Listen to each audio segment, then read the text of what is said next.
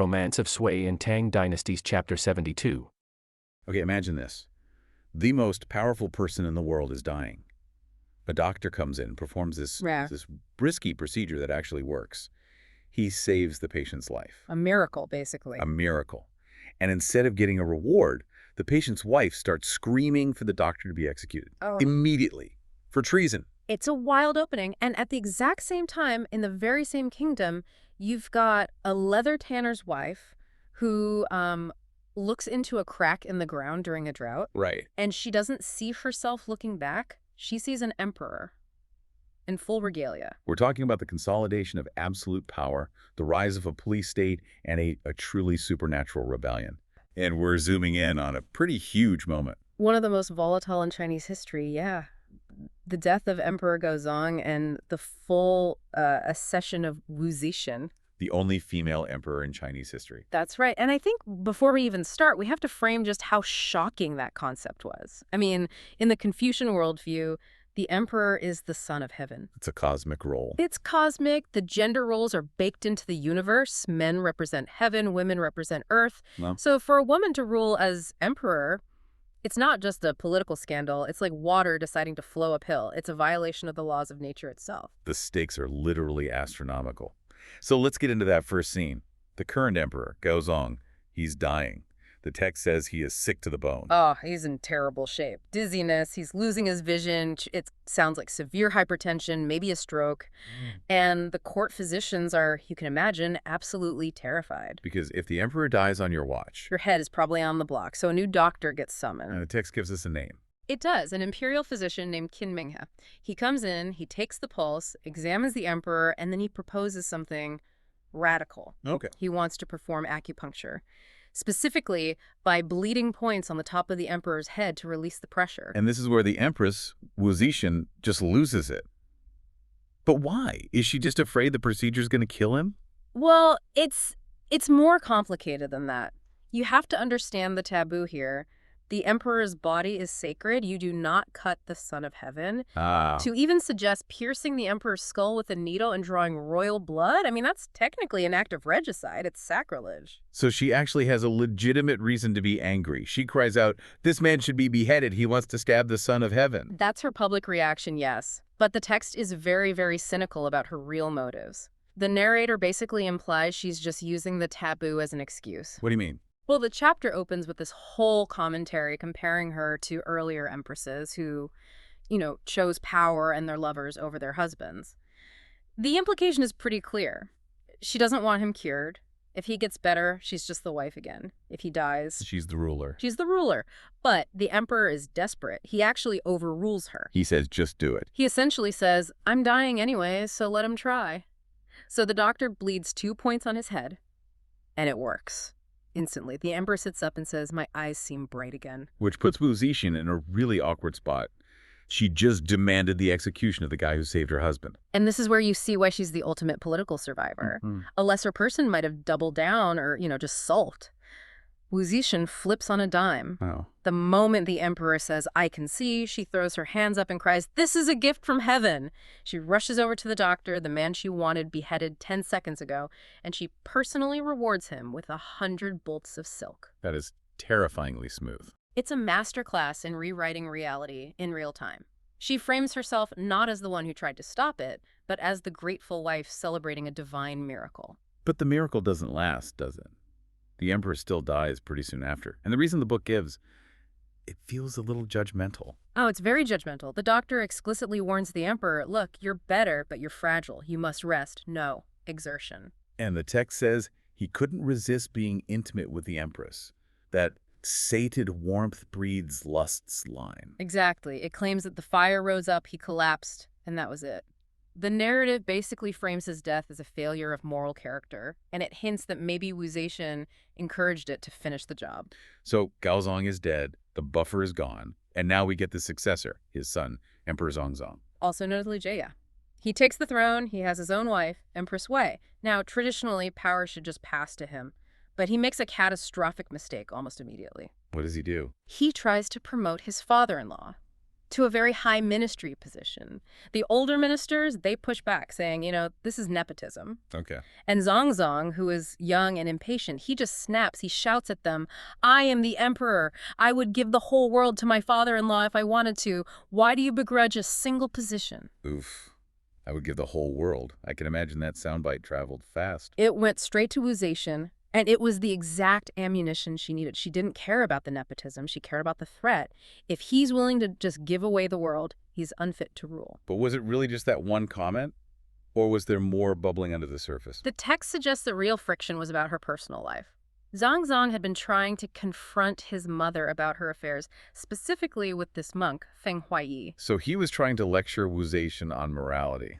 A very dangerous game to play. I'd say so. So she convenes the court. She cites his "I'll give away the world" outburst, and she deposes him on the spot, just drags him right off the throne, demotes him to Prince of Luling, and exiles him. It's like that. Just like that.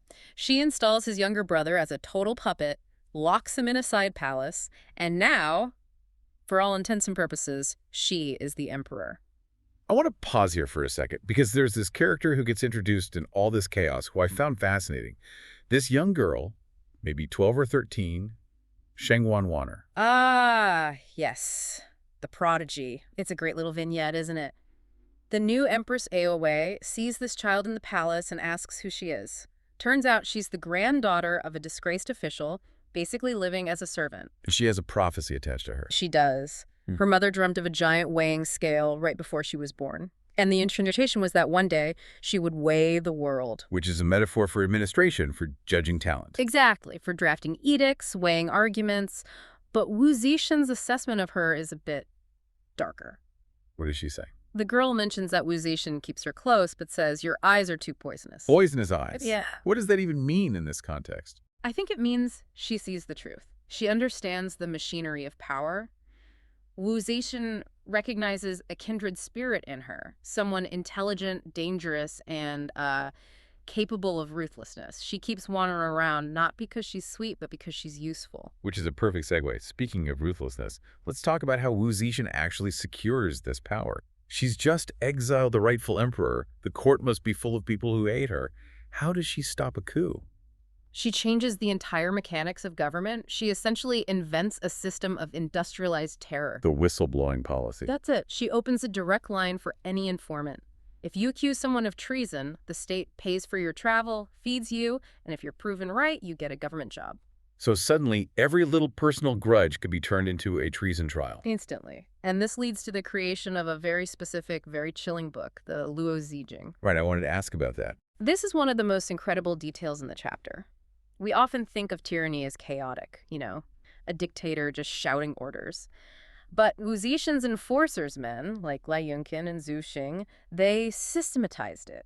They wrote the Luo Zijing, which translates to something like the Manual of Entrapment or the Art of Weaving Guilt. So it wasn't just a list of laws. It was a how-to guide. It was a technical manual on how to frame an innocent person. It literally taught officials how to twist harmless words into proof of a conspiracy, how to apply torture most effectively, how to create this web of guilt that the accused just couldn't escape. That is incredibly modern sounding. It's like the gamification of terror. That's a great way to put it. It turned political purges into a bureaucratic procedure. By writing a manual, she made terror scalable. You didn't need to be a political genius to destroy an enemy. You just had to follow the steps in the book. And it must have paralyzed the entire ruling class. Completely. Yeah. Because anyone could use the manual against anyone. So while the capital is locked in this paranoia, we get a quick check-in with the exiled son, Zongzong. He's living in constant fear, isn't he? He is. He's terrified his mother will send assassins to finish the job. There's this one scene where he throws a rock up at a tree and prays, "If I am ever to return to the throne, let this stone not fall." And it gets stuck in the branches. It sticks, a little moment of desperate hope. And in that emotional state, he turns to his wife, Empress Wei, who's suffering in exile with him, and he makes a promise. What's a promise? He says, "If I ever get my power back, I will let you do whatever you want. I will never restrict you." Which sounds romantic, I guess, but given what we know about this story. It's a ticking time bomb. He's just planting the seeds for the very next crisis. But for now, he's out of the picture. Okay, so the capital is a pressure cooker. The officials are reading manuals on how to frame each other. But if you squeeze a society that hard, the pressure has to go somewhere. It has to. And this is where the story shifts, dramatically. We leave the suffocating palace and go out to the provinces, to Muzhu. Yes, this is the release valve. While Wu Zetian is obsessing over control in the capital, the countryside is falling apart. There's a massive drought. People are starving. And when the rational world fails, when the government is just a machine for killing people, turn to the irrational. Enter the leather tanner's wife, Huai Qing, who later names herself Chen Shuozhen. She and her brother-in-law, Chen Xianke, they find a fissure in the ground caused by the drought. And inside, there's a pool of water. And this isn't just any watering hole. Oh, no. They claim it's magical. They say they found a stone bridge with their names carved on it.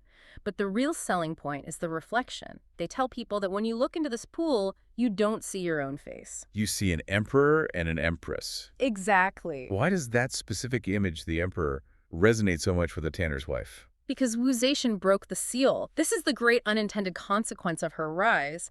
Chen Shuozhen explicitly says, if a woman like Wu Zetian can be emperor, why can't I? Wow. By violating the cosmic order, Wu Zetian proved to everyone that the mandate of heaven was actually up for grabs. So they start a movement, the Chungi Hall.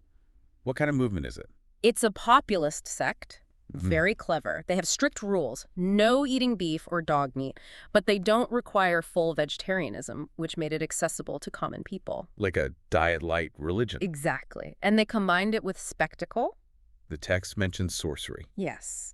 They gathered handsome young men and taught them magic tricks, calling wind, summoning rain, that kind of thing. Wait, handsome young men? That feels specific. It's very specific. It's a mirror of the capital.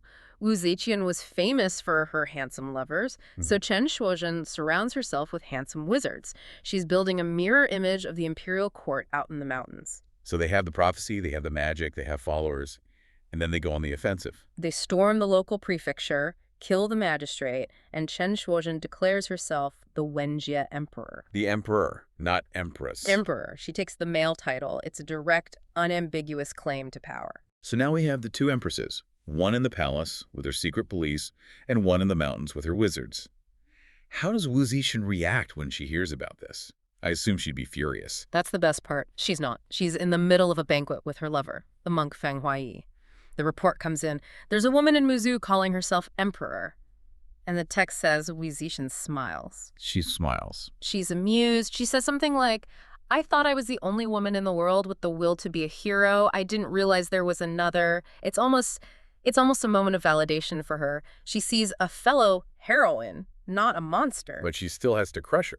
Oh, absolutely. But look at who she sends. She appoints her lover, the monk Feng Huaiyi, as the right guard great general to lead the entire army. The monk. The guy the people in the palace call a bald donkey.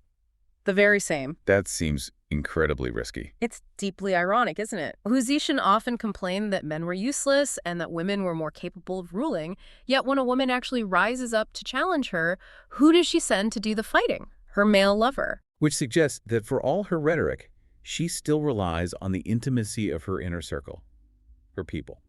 Rather than necessarily the best generals.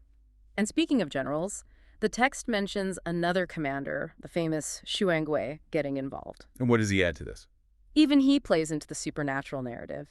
He sends a report that the rebel Shuozhen has heavenly scriptures and talismans. He validates the magic. It shows that even the hard-bitten military professionals were spooked by the atmosphere she had created. Meanwhile, and I want you to picture this. You have this power couple. They're charismatic, they're ambitious, and they have somehow managed to whip up thousands of followers into a massive rebellion against the empire. they're on the verge of becoming the new royalty. Exactly. But then, right at this critical moment, it all just it falls apart. Not because of a supply chain failure, not because of a better enemy strategy. No, because of a breakup. A breakup. And we aren't talking about some quiet, conscious uncoupling here. I mean, we are talking about them splitting their actual armies in half. Over what? Jealousy, allegations of infidelity, and some very questionable behavior involving kidnapping. The consequences are bloody serious. Okay. That's the beauty of this text. It blends this high-stakes military history with these deeply flawed, just melodramatic human elements. And this chapter is perfect for comparing two completely different ways to solve a problem, right? Completely different. Yeah, the hard power approach, Yeah. Brute force, tactical violence, and then you have something much subtler, something almost manipulative. On one side, we've got General Sue Rengui, who is your classic action hero. And on the other, Feng Huaiyi, who, well, let's just say he brings a very different toolkit to the battlefield. He really does. But I want to start with this breakup, because it just seems insane that a military campaign would collapse over personal drama. Is the source text actually treating this seriously? Oh, with dead seriousness. And that's what makes it so interesting. The text is basically arguing that the biggest threat to leadership isn't always external, it's the ego. So who are we dealing with? We're dealing with Chen Shuoyan, who styles herself Emperor Wenjie, and her husband, Chen Xianke, the Prince of Changi. Emperor Wenjie, so she's the alpha here. Very much so. But the text explicitly states they were, quote, not on good terms. Okay. Xianke, the husband, he was incredibly jealous. Apparently, his wife, the emperor, had surrounded herself with strong apprentices. Which is a very polite way of saying she had a harem of athletic young men. The implication is definitely there, yeah. And on the flip side, Shojin was disgusted with her husband because he kept snatching beautiful girls for his own pleasure. So a total breakdown of trust. A fundamental one. And instead of marriage counseling, they just split their forces. They do. The text quotes them saying, you say your army is strong, I say mine is strong.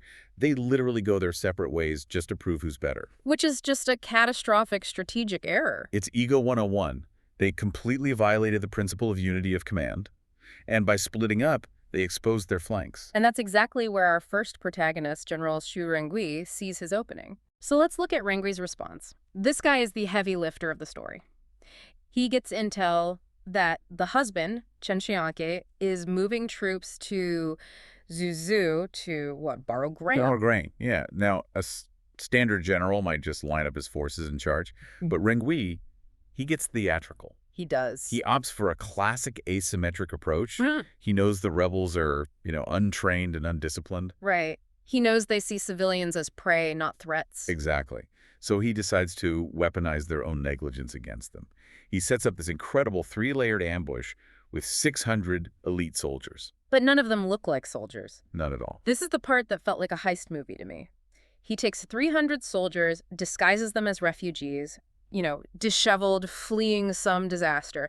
Then another 100 soldiers dressed as wine merchants, and finally, 200 soldiers dressed as incense-burning pilgrims. But you have to ask why those specific disguises. I was wondering that. It's brilliant psychological profiling. I mean, think about what a rebel army on the move expects to see. They expect to see refugees, easy targets to bully. They expect merchants people they can rob, and pilgrims. Well, pilgrims are generally harmless. So Rengui effectively camouflaged his elite killers as just background noise. He made them invisible by making them look totally mundane. And the rebels act exactly as predicted. They see these groups and they think, great, free wine and easy victims. They don't even raise their shields. Rengui waits until midnight and then, boom, the signal cannon fires. And just imagine the psychological shock. It's pitch black. You're a rebel soldier, probably drunk on stolen wine. Yeah. And suddenly the refugees and the pilgrims are pulling out concealed steel. The source text notes the rebels had never encountered such elite troops. Panic seems like an understatement. Oh, for sure. And this leads right to the demise of the husband, Chen Xianke. I have to say, for a guy who called himself a prince, his end is incredibly undignified. It's brutal. The text paints him as totally unprepared. He's asleep, in bed. He hears the shouting in his dreams. Tries to get up, but before he can even reach for a weapon, Xu Rengui is in the tent. He spears him right there on the Kang, the sleeping platform. 1 minute you're a jealous husband with an army, the next you're a statistic. And what's the immediate effect? The rebellion on that front just evaporates. The text says 700 or 800 rebels surrender the moment they see his head cut off. Wow. It just proves their loyalty was maybe an inch deep. They were following a prince, but the moment the prince proved mortal, they just clocked out. So that's method number 1.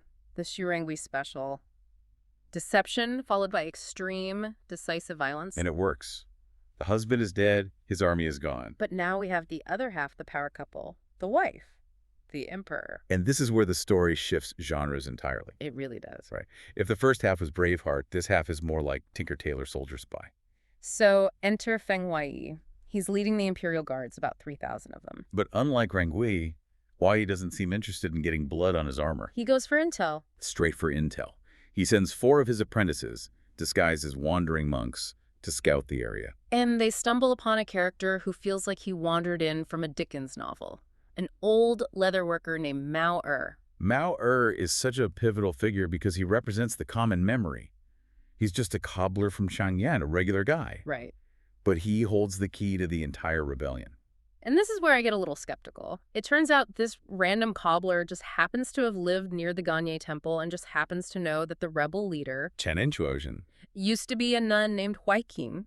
That feels like a massive coincidence. In literary terms, yes, it's a very convenient plot device. But historically, it emphasizes that these rebellions didn't just spring out of nowhere. Okay, that makes sense. They came from specific communities. And Mao Er, he reveals the origin story. Qin Shengyang, the guy who just got speared, came to the temple and seduced the nun, Huai Qing. So the whole rebellion started with a scandalous affair at a temple. Exactly. They ran off to Muzhu, grew their hair back, and became a couple. But here's the fascinating detail Mao Er adds. What's that? He says they didn't have any real skills, so they used curses and sorcery to trick people. Okay, is the text actually claiming they used magic? Or is this just how the Empire explains away why people would follow a rebel? It's almost certainly the latter. In these classical texts, you have to delegitimize the enemy. Right. If a peasant woman convinces thousands to follow her, the official historian can't say, oh, she was charismatic and had good tax policy. No, they say she used witchcraft. Exactly. Yeah. Mao Er claims she mastered talismans and secret formulas. But the key takeaway for our general, Feng Huai, isn't the magic. It's the network. It's the network. When he hears this story, he realizes he has a personal connection to this rebel leader from their time in the temple circles. He says, the Emperor Wenjie is my relative. Right. Now, whether they're blood relatives or maybe sworn siblings from the religious community is a bit ambiguous. But the leverage is real. The leverage is absolutely real. He realizes he doesn't need to fight a war. He just needs to stage a family intervention. So he decides to use this cobbler, Mao Er. He writes a letter, gives Mao Er a specific object to deliver. And he sends this poor old shoemaker right into the lion's den. I mean, think about the risk for Mao Er. Huge risk. He has to walk into the rebel camp, which is on high alert because the other half of their army was just destroyed, and tell the rebel queen that her husband is dead. The description of the camp is so intimidating. Swords, halberds, heavy security. And there she sits, Chen Shuozhen. The text calls her a delicate woman, but she's wearing a dark dragon velvet war robe and a pearl crown. She looks the part. She does. And when Mao Er breaks the news that Jiangqi was killed, she weeps. It's a very human moment. It cracks the emperor facade. But then Mao Er plays his ace. He hands her the letter from Huai. And this letter is a masterclass in manipulation. It really is. It's not surrender or die. It's incredibly flowery. He talks about green flower visiting the temple and how heartbroken he was when they were separated. It reads more like a love letter than an ultimatum, doesn't it? It does. He's completely bypassing her political identity and speaking to her past self. When he mentions sharing a lotus bed, he's invoking this deep, maybe spiritual or even romantic intimacy from their past. He's reminding her of who she was before the war, before the jealousy, before the emperor title. And then the apprentices present the object. A white jade rui. The rui is crucial here. Technically, it's a ceremonial scepter, a symbol of authority. But in this context, it's more like a token. It's acting almost like a locket in a melodrama. It's a physical token of a vow or a bond they shared. It's like returning an engagement ring or a friendship bracelet. Exactly. And when she sees the jade, the rebellion effectively ends. Just like that. She says, I thought I'd never see my brother again. The dragon robe doesn't matter anymore. The 3,000 guards don't matter. She's just a person who misses her family. It's incredible. Xu Rengli had to slaughter hundreds of people and execute this daring midnight raid. Feng Huai just wrote a poem and sent a piece of jade. It's diplomacy by nostalgia. Huai correctly identified that Shuozhen's leadership was emotionally driven. That makes sense. She split from her husband over emotional issues, jealousy, infidelity. Right, and Huai simply provided a stronger emotional anchor, their shared past, to pull her away from the edge. So the next morning, instead of a battle, we get a reunion. A full-on reunion. Both sides fire their cannons, but it's a salute. Shuozhen rides out, Wei rides out. And they just hug. They hug, they cry. The text says they went to the back tent to catch up on old times. Which highlights that theme you mentioned, that personal relationships often supersede political allegiances. It does. But the contrast is so stark when the two plot lines finally converge. Right, because Xu Rangui shows up. He's just finished wiping his spear clean, probably exhausted. And he finds the other rebel leader having tea with his colleague. It must have been such a strange scene. For Rangui, it's a very business-like meeting. He's the professional. He says, okay, matters are settled. I'll file the report and guard the region. He handles the logistics. He handles the logistics. Meanwhile, Wei takes the VIP prisoner Shuzhen to the capital. And this is where the story takes its biggest and weirdest turn. Oh, yeah. Because usually when you lead a rebellion, call yourself emperor, and mobilize thousands of troops against the throne, your retirement plan involves a distinct lack of a head. Usually, yes. Treason is the ultimate crime. The punishment is death, often for your entire family. But they get to the capital, they meet the empress, the Taihu, and instead of an executioner, it's a warm reception. It is. The text says the empress was mixed with grief and joy. Okay, we need to pause here because that's a very strange reaction. Why grief and joy? Because the Ganye Temple, where this all started, isn't just some random location. It has a specific connection to the imperial court. The empress herself had ties to that same religious community. So this is like an old boys' club situation, or I guess an old men's club. Essentially, yes. The text is showing us that in this narrative universe, the rule of law is entirely subservient to the rule of relationships, or guangxi. So the fact that she's treated as a guest, given gold and silk. And they literally bought her a house. A house. Sorry for the insurrection. Here's a villa. It isn't just a plot twist. It's a commentary on corruption. And it creates this bizarre moral universe. Yeah. Because the husband, Chen Xiangke, he gets the villain's death because he was just a thug with no connections. Right. But the wife, the actual mastermind behind the emperor title, she gets the heroine's ending because she knows the right people. And the titles they all receive at the end really drive this home. Shuozhen is given the title Prince of Fuyu. Which is fascinating. Fuyi roughly means Lady of Righteousness, but the text uses Wang, Prince or King. So it's an interesting gender-bending moment. It acknowledges her power while simultaneously neutralizing it by bringing her into the fold. And Feng Huai, for his successful letter-writing campaign, is promoted to Duke of Yi. So everyone wins. Except the husband. Except Chen Jianke. He's the cautionary tale. If you're going to rebel, make sure you have friends in high places first.